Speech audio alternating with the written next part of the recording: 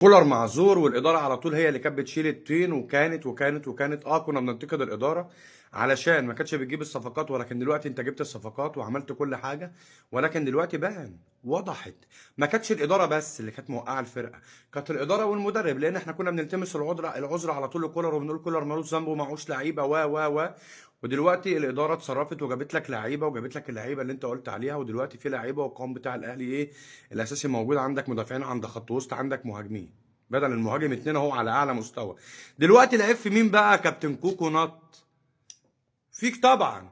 لما انا ابدا اصلا بكوكا، وابدا بالكابتن كوكا، وابدا بالكابتن اكرم توفيق، وعشان مثلا ان هو بيقول لك الاثنين بيقفوا والاثنين هيامنوا دفاعاتهم ايه؟ دفاعات مين؟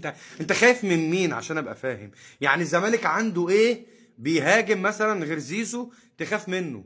انت فاهمني؟ تخاف منه علشان تقف وتنزل تقول لك فين هاني وفين الدبيس؟ هاني والدبيس اللي عندهم نزعه هجوميه، هاني والدبيس اللي بيمشوا لك كوره احسن من اكرم واحسن من كوكا، فين هاني والدبيس؟ فالغلطه دلوقتي يا جدعان غلطه كولر.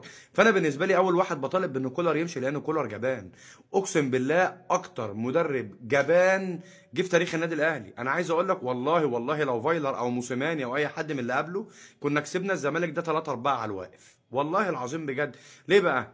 الزمالك بيبان حلو في ماتشات الاهلي بسبب جبنك، مش عشان الزمالك عنده فنيات. الزمالك فرقه فاضيه ومستوى وحش وكل الفرق بتكسبه في الفتره الاخيره، ولكن انت اللي بتدي للزمالك الفرصه ان هو يعمل معانا كده. دي حاجه. تاني حاجه، انت دلوقتي اديت الامل اكتر، اديت دافع قوي جدا لبيراميدز علشان يمسك في الفرصه اكتر ويقرب من الدوري.